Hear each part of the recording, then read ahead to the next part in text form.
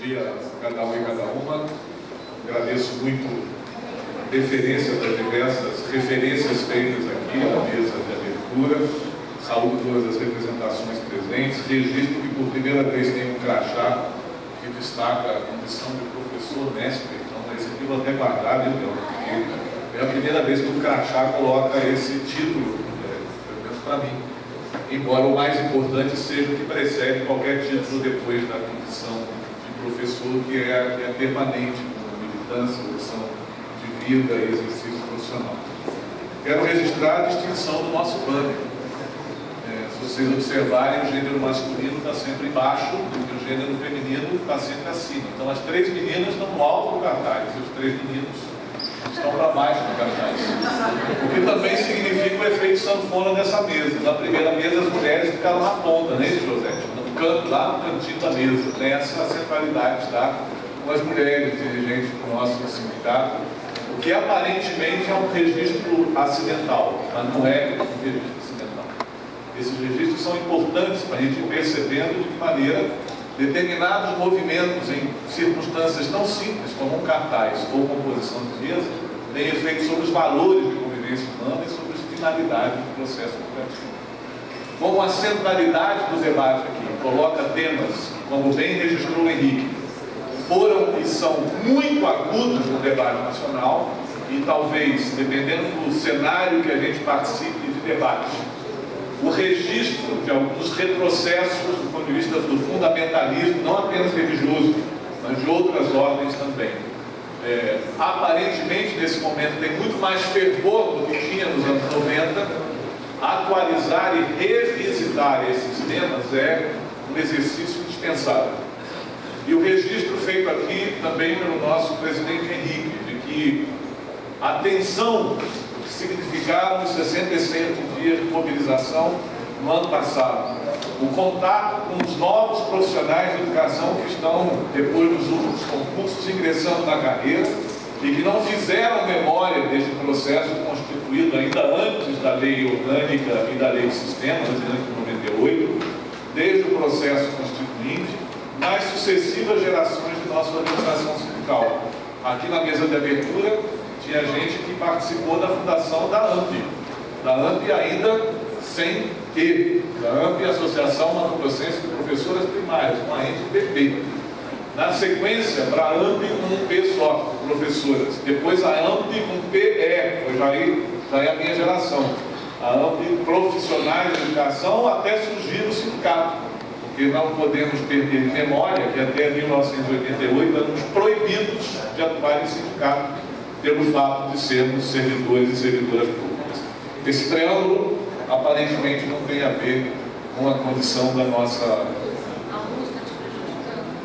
Não, só me dificulta enxergar o rosto das pessoas, mas onde a testa brilha, em função da ausência capilar, evidentemente o reflexo da luz que eu falei para vocês. Bom, mas deixando agora o tema do preâmbulo, minha saudação a Miriam e a Guelma, em nome dela, a todos os trabalhadores e trabalhadoras presentes aqui, ao companheiro Kiko, que participaram desta mesa, nós que somos coautores de textos que têm relação com esse tema de hoje. A mim foi recomendada uma abordagem em relação ao sistema e plano, e evidentemente, por diversas vezes, nós faremos referências sobre avanços e marcas institucionais, legislativas e normativas que têm a ver com isso. Antes de passar diretamente ao tema, quero registrar que é muito valiosa a coleta de documentos apresentada na pasta, que está no CD. Apenas aproveito para sugerir um documento ausente, que é o do Fórum Estadual de Educação, sobre o Sistema Único, suas dificuldades e seus limites, que foi parte do debate da CONAI, etapa estadual, mas foi uma parte secundarizada.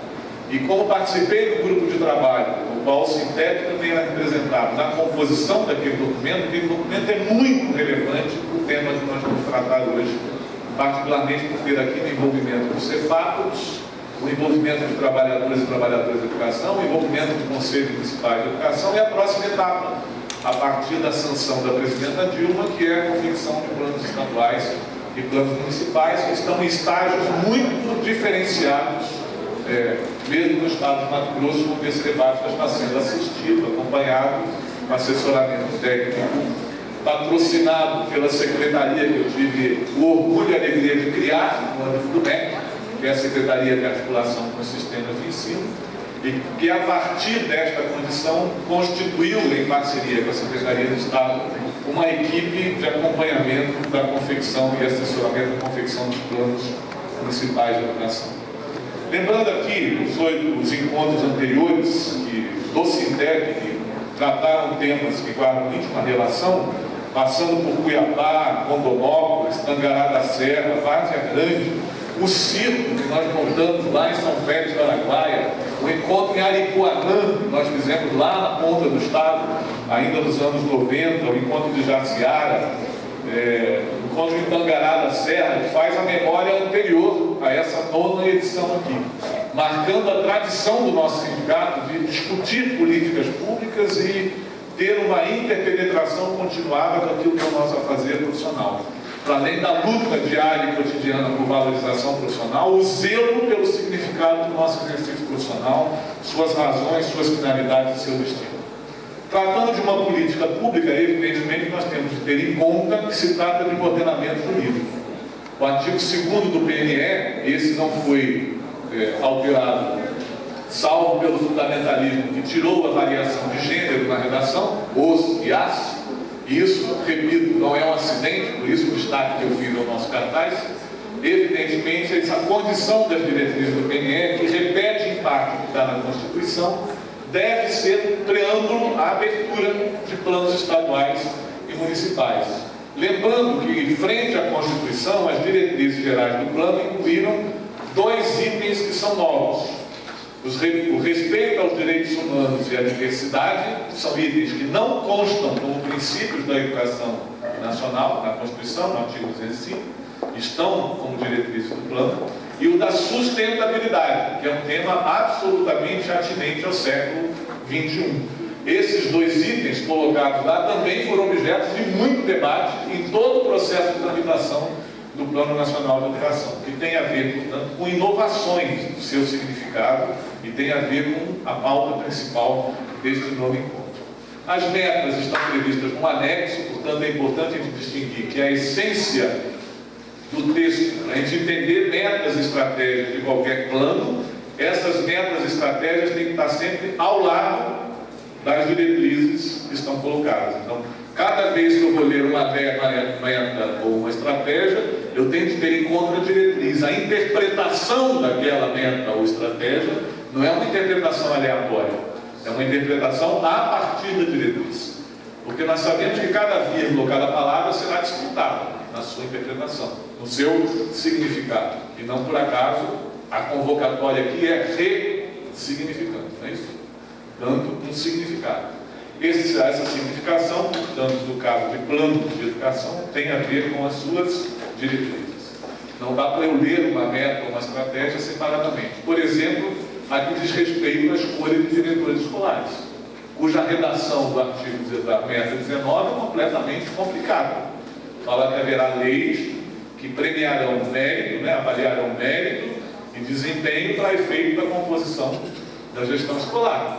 Se eu leio isso sem entender o que está como diretriz, pode ficar concurso de premiação para diretores, por exemplo, por pontos de desempenho.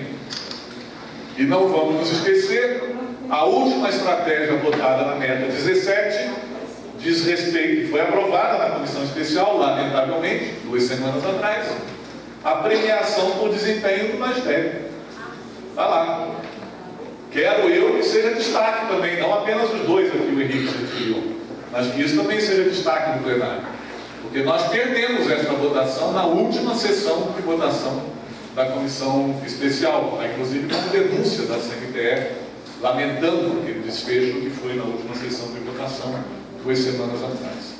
As metas estão previstas e elas serão monitoradas. O artigo 4º diz que o monitoramento se dá por 2 bases fundamentais. O censo escolar, que nesse momento está sendo aberto para o ano de 2014, as informações são prestadas diretamente pelas escolas agora e acompanhadas pelas secretarias municipais e estaduais.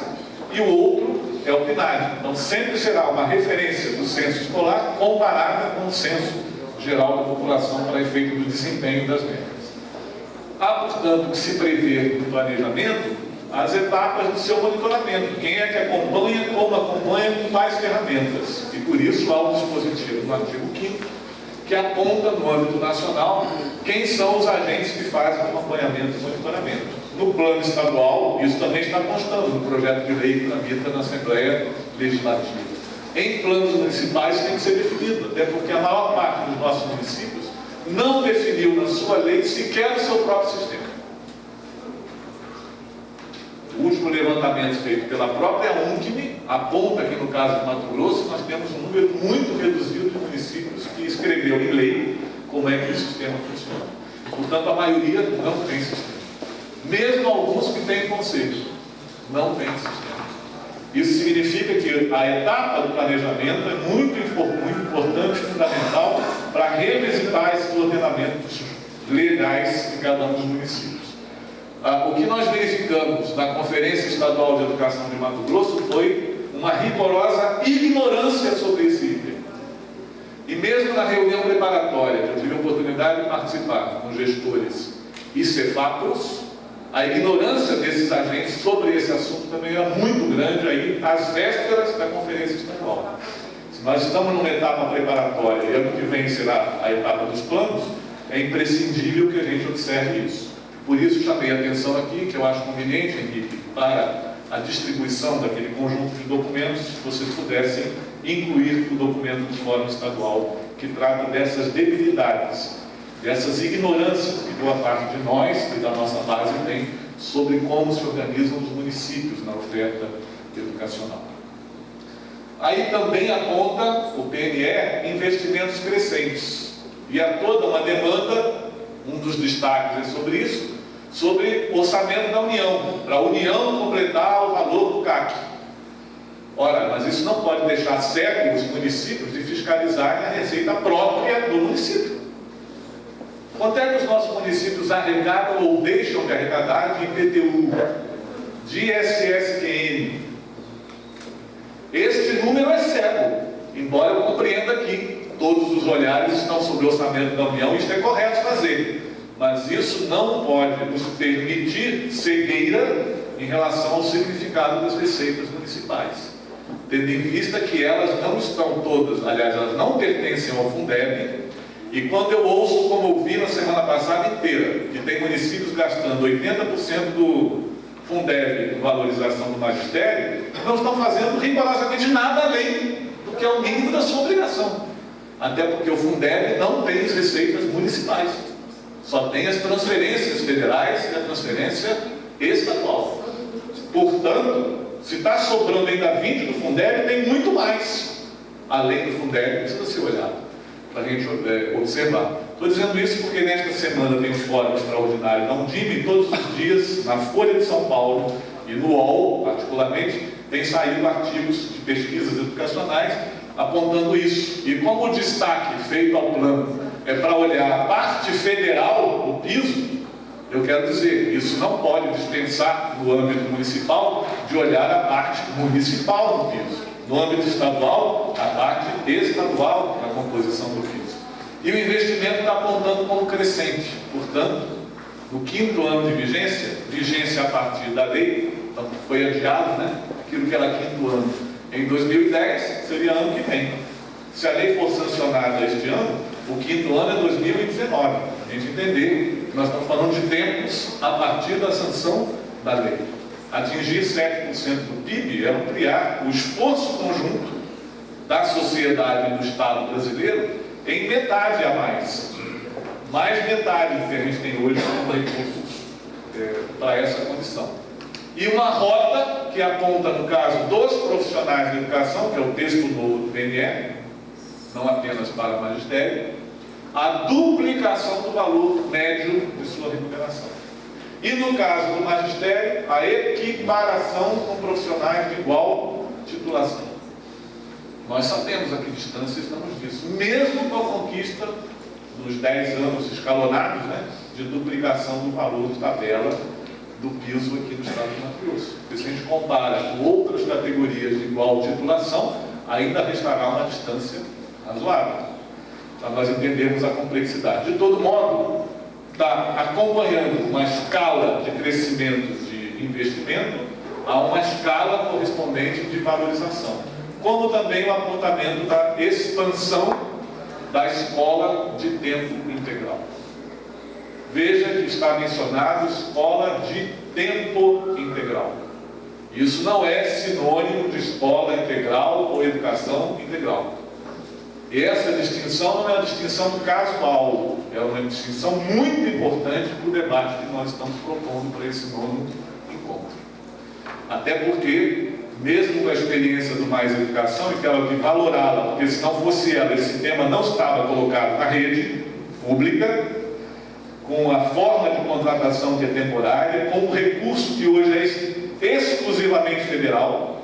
Nas escolas do Mais Educação, o chamado contraturno é recurso exclusivamente federal. Qual é o esforço municipal e estadual para que isso se complemente lá? Ou o apontamento das creches para 2016, com atingimento de pelo menos metade das crianças, nós temos que dobrar o volume de creches. E, ao mesmo tempo, a universalização de 4 e 5 anos de idade daqui a 2 anos. E esse esforço, lembrado bem Miriam aqui, é um esforço que desde a emenda 53, a emenda do Fundeb, não é apenas de competência municipal. Aliás, um combate que nós sempre fizemos para aqueles que achavam que Estado e União nada tinham a ver com primeira fase do ensino fundamental e com educação infantil. Esse esforço nós fizemos na disputa estadual aqui durante todos os anos 90 e fizemos no âmbito nacional de modo a escrever na Constituição, que é uma tarefa das 3 esferas do governo. O texto do PNE aponta o que deve entrar na conta do investimento público. E aí, nós temos de lembrar que o PNE, escrevendo ou não, Henrique, 10% do PIB exclusivamente para a escola pública, não resolve um assunto que é profissional, que é constitucional. É o artigo 213 da Constituição. Razão pela qual nós apresentamos aqui, na Conferência Etapa Estadual de Mato Grosso, uma emenda à CONAI, que aponta a necessidade de nós olharmos com atenção o que diz o artigo 213. Lembrando que hoje, mais da metade das matrículas de creche no Brasil são matrículas de convênio, não são matrículas de instituições municipais estritos. Para mencionar só o desafio da educação infantil. Poderíamos falar da educação especial, foi um debate muito grave durante a última fase do debate do PNE, particularmente mobilizado por instituições que se dedicam à educação especial de maneira segregada e que têm dificuldade ainda de compreender o que significa a educação inclusiva e o tratamento das diferenças como sendo diferença um valor e desigualdade um combate permanente. Essa condição, portanto, que conta no percentual do PIB, ela é muito importante para esse próximo período, não é menor, e temos também de observar que ganhamos nessa tramitação, além dos 10% do PIB, e tal como eu torço pelos 10% do PIB, eu torço pela Copa, e Cuiabá já é a terceira das 12 cidades mais procuradas pelo público para a Copa. Isso é um registro importante do ponto de vista que nós somos uma população do estado periférico, só perdemos para São Paulo e Rio de Janeiro, do ponto de vista de público, para os eventos no próximo mês que vem, né? Que ao mesmo tempo que a gente luta pelos 10% do produto interno bruto para investir em educação, conquistamos os recursos federais de royalties do Fundo Social. Mas ainda não conquistamos os recursos estaduais e municipais dos royalties e do Fundo de Pressão. A União já está obrigada a distribuir. Os municípios e os estados não estão obrigados a aplicar. E isso tem que ser pauta da próxima etapa dos planos municipais de educação. Sob pena da gente botar metas, contando com o Plano Nacional com recursos da União e desconhecer que parte desses recursos estarão na conta dos municípios e dos estados. Por imposição de lei, felizmente ganha pelo movimento social particularmente pela mobilização que o Fórum Nacional de Educação foi capaz de fazer e, evidentemente, na pressão sobre o Parlamento.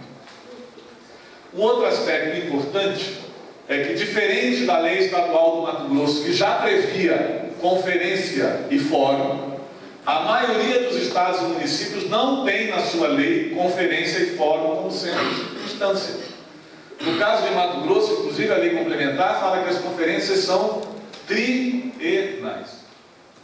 O Plano Nacional de Educação está apontando conferências como modos de acompanhar, no intervalo de 10 anos, a execução do plano e um modo de subsidiar a confecção do plano. E diz que isso vale para o âmbito federal. O que nós diremos nas leis municipais em relação a conferências e planos? As conferências vão ser só para discutir CONAI? Só o documento de referência nacional? Ou as conferências têm a ver com a realidade local? Um acompanhamento do desdobramento das metas em cada um dos municípios que estarão nesse próximo período definidos assim.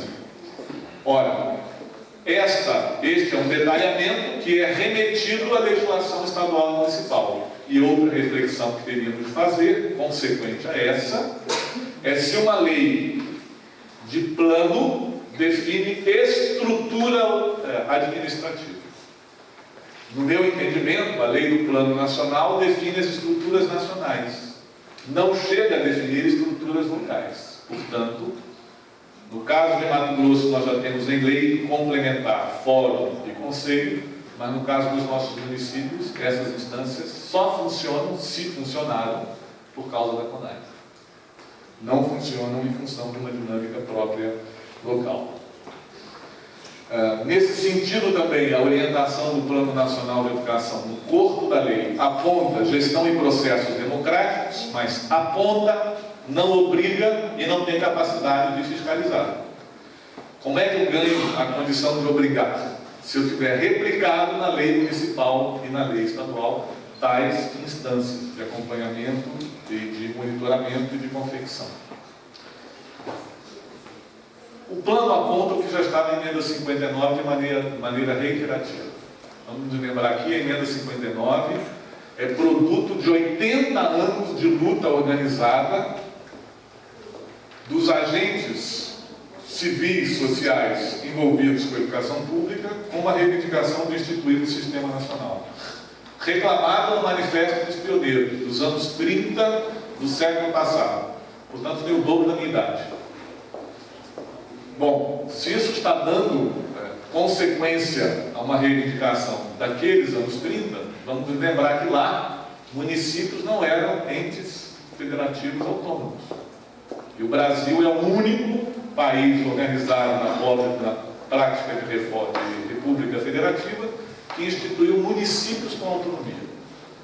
Essa é uma dificuldade concreta e específica do sistema brasileiro. A composição de um sistema nacional de educação tem de levar em conta essa especificidade. Eu e o Kiko, há uns 4 anos, fizemos um texto num conjunto de publicação da Unesco e vimos a dificuldade, inclusive conceitual, do ponto de vista daquele conjunto de autores convidados, sobre a orientação e o debate desse tema. Não é uma coisa menor.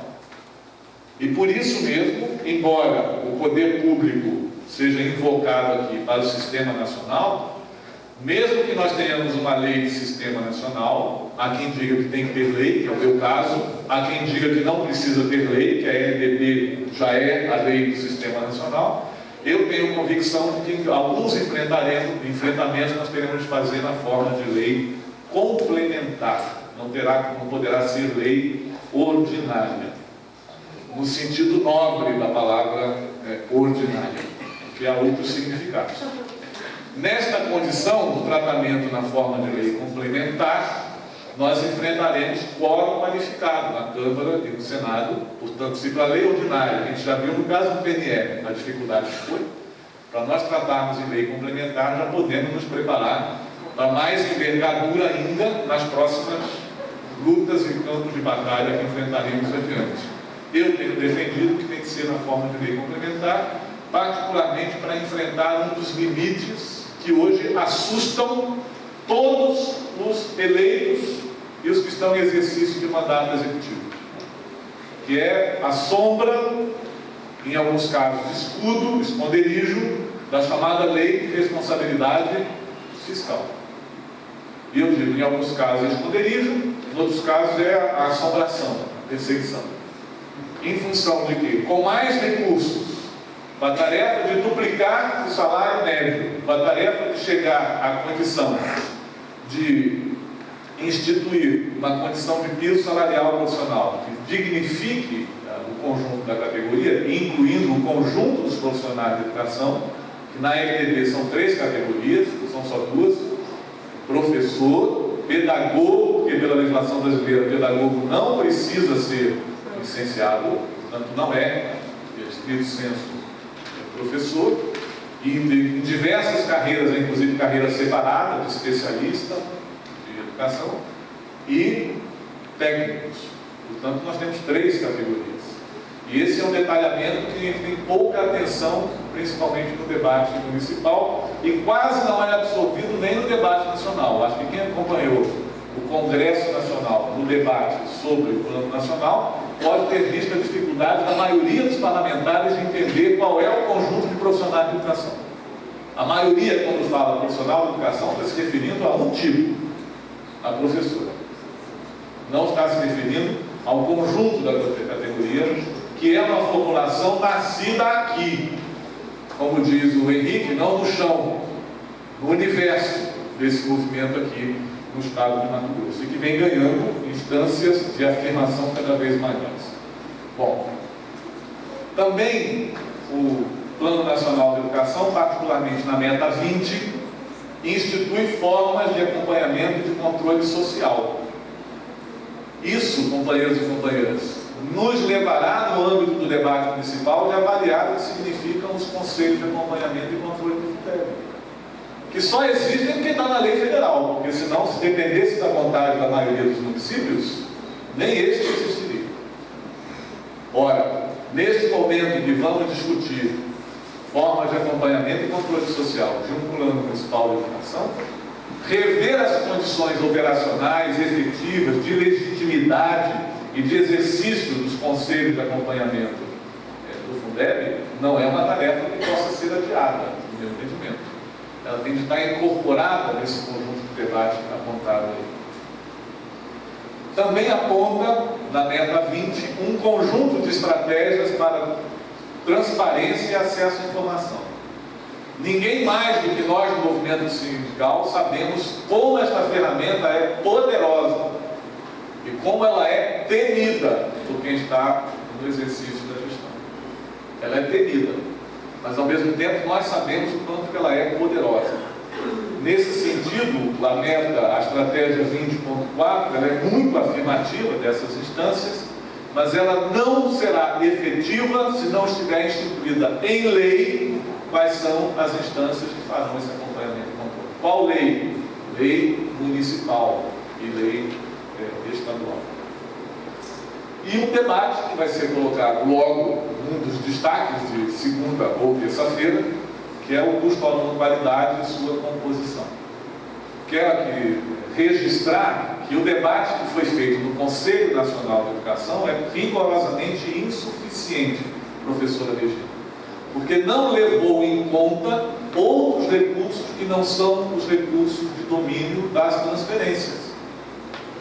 Cota municipal salário e educação não é um recurso que entra no Fundeb, e é um recurso bastante importante na maioria dos municípios, particularmente nos municípios que têm muita contratação de pessoas, com empresas sediadas lá.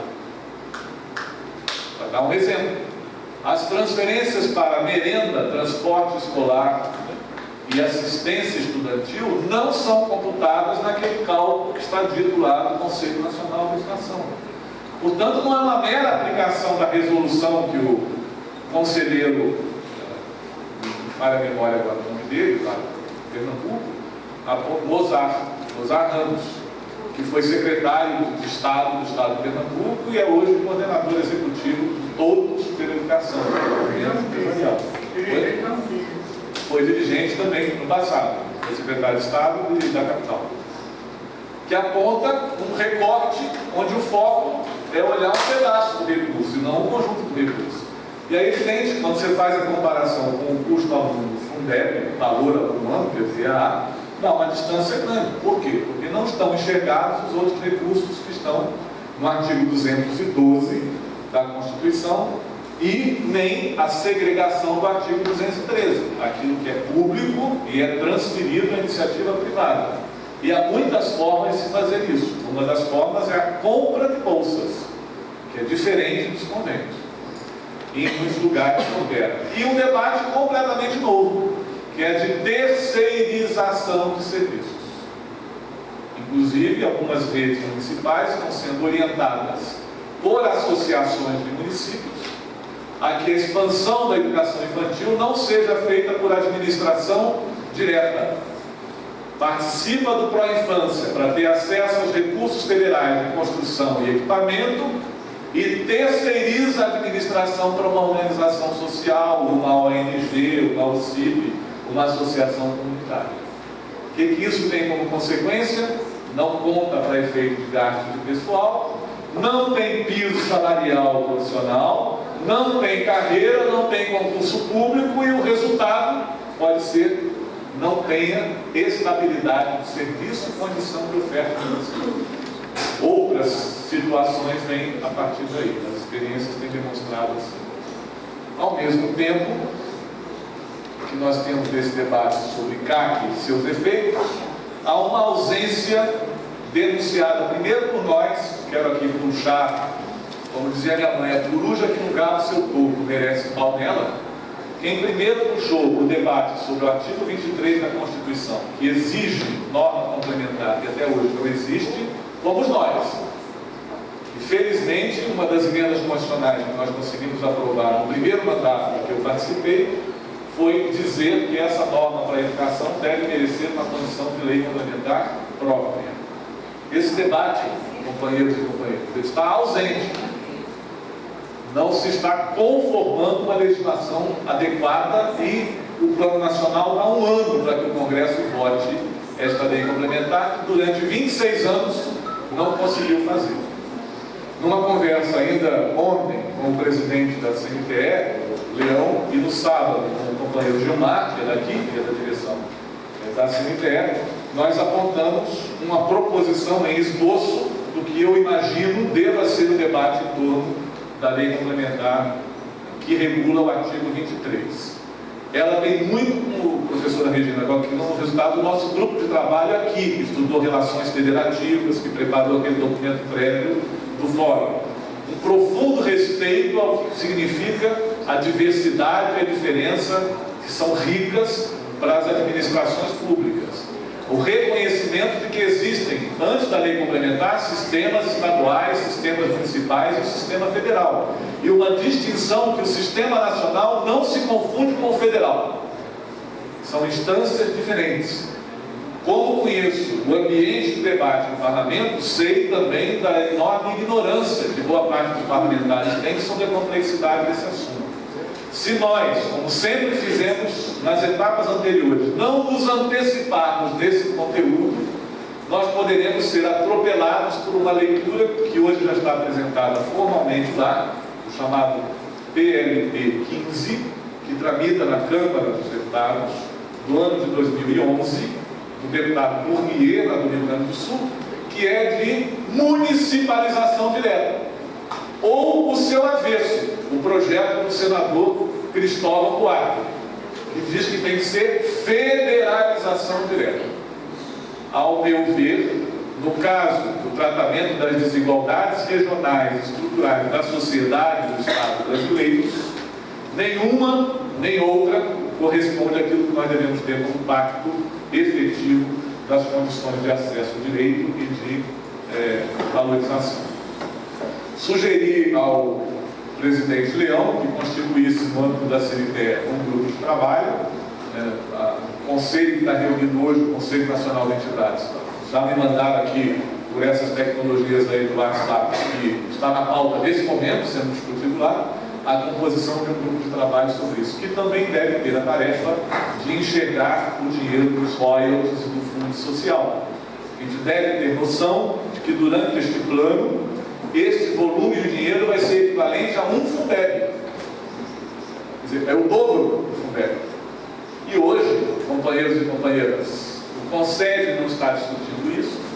A Undime não está discutindo isso. Essa é uma pauta dos secretários de Fazenda. E nós todos podemos imaginar o que significa o olhar da Fazenda Pública para a pauta do controle desse dinheiro. E de que maneira toda a pressão que nós derrotamos no Congresso Nacional, nós, o movimento social, para que esse dinheiro fosse sem destino definido, tivesse a definição 75% dos royalties para a educação, 25% para a saúde e metade do fundo social para a educação. Esse é um volume de recursos onde a disputa será uma disputa ferrenha. Se eu juntar com isso, lei de responsabilidade fiscal, a tendência por terceirização do serviço, particularmente de educação infantil, e as parcerias público-privadas no ensino médio e na educação superior, particularmente a educação profissional, no nível técnico, nós poderemos saber qual é o caldo de debate que restará para lá. E um outro destaque que eu quero chamar a atenção aqui é a dita responsabilidade educacional. Há uma tendência de responsabilizar por desempenho, e um desempenho aferido por um índice, que é um índice que diz pouco para esse tema que está dito, que é o IDEB. Não sou contra o IDEB, mas o IDEB não pode significar o conjunto do debate que envolve valores, processos educacionais, condições e relações de trabalho, interação com a comunidade, participação de pais e famílias e mães e famílias, sabendo inclusive a diversidade de conformação familiar que nós temos na sociedade brasileira hoje. O IDEB é um pedacinho. Ele será a referência, como está no projeto relatado pelo deputado de Pernambuco, Raul Rio. Ele é o relator da Comissão Especial sobre Responsabilidade Educacional. Vai entrar naquela estratégia do item 17, votado nas últimas semanas de tramitação na Comissão Especial, de premiar ou punir o desempenho do profissional a partir do IDEB da sua turma? Valerá aquela tendência de que deverá fazer exame todos os anos, o exame nacional deverá ser feito em todos os anos, com a identificação pelo CPF do professor da turma, ou da professora da turma. Se eu juntar essas coisas, onde vai a responsabilidade educacional? Diferente do que a nossa impressão diz na abertura da mesa, de que é sobre gestores e gestoras, essa responsabilidade pode estar saindo nas costas do profissional de educação. E vamos lembrar que tem um debate dos anos 90 não vencido, que é a certificação de competência profissional substituindo os diplomas de licenciatura. Esse debate está, como eu digo, submerso. Não estou adivinhando nada. Depois da lei de responsabilidade educacional, não tenham dúvida, o que está debaixo da mesa vai parecer tanto tudo gato. Então, para fazer esse diálogo institucional e com o conjunto da sociedade no âmbito dos planos, é fundamental a gente ter a armadura para tratar esse assunto. Depois eu levantei um conjunto de disposições, que eu não vou mencioná-los, mas específicas de competência municipal, que estão na Lei de Diretrizes de Base da Educação Nacional, que teve, até abril do ano passado, 117 alterações. Nesses últimos 8 anos, sempre alterações ampliadoras de direito, mas, ao mesmo tempo, ampliando também deveres públicos. E, ao mesmo tempo, indicando uma nova pactuação entre União, Estados e municípios. Nesse conjunto de alteração da LDB é que está, por exemplo, a inclusão dos profissionais da educação nas 3 categorias. É nesse conjunto que se trata da formação inicial e continuada como sendo responsabilidade também da União.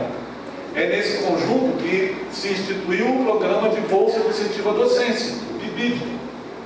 Mas há quem diga que tem que ser residência pedagógica, e não um programa de interação entre a instituição formadora, no caso das universidades.